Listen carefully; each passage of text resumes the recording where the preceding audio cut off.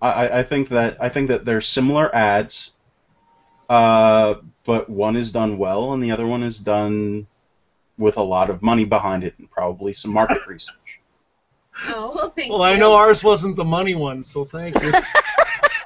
That's what I'm trying to say is that the one that's done well is not the one that was done with, money from, God knows what for whatever group by whatever person uh, who has focus grouped it extensively and tried to make sure that, oh, we have exactly this and this done.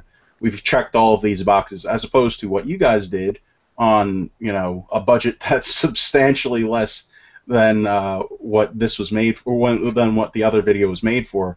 You got a video that was of better quality and better content and works better. The contrast is huge.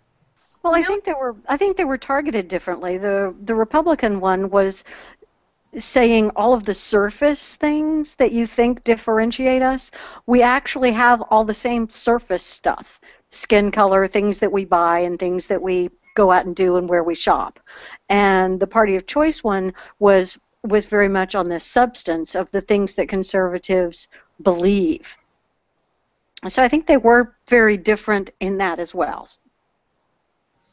well, it's funny that you mentioned the focus groups because there are some people who have told us that that's what we need to do. And there were some people who were very against us making that ad and didn't believe in it, didn't think it would make any difference, didn't think it would be liked. And so we went ahead with it without the focus group, and we just trusted our gut, and the results have just been phenomenal. So sometimes it's not about getting a million opinions, it's doing what you truly believe is the right thing to do. It, the basic the basic model was who were the first conservatives in America? The founding fathers. What was the first thing they did? What was the first thing they really did when we got our independence, we got our country? They set up a government and basically told us all the things they weren't going to do to us with the government.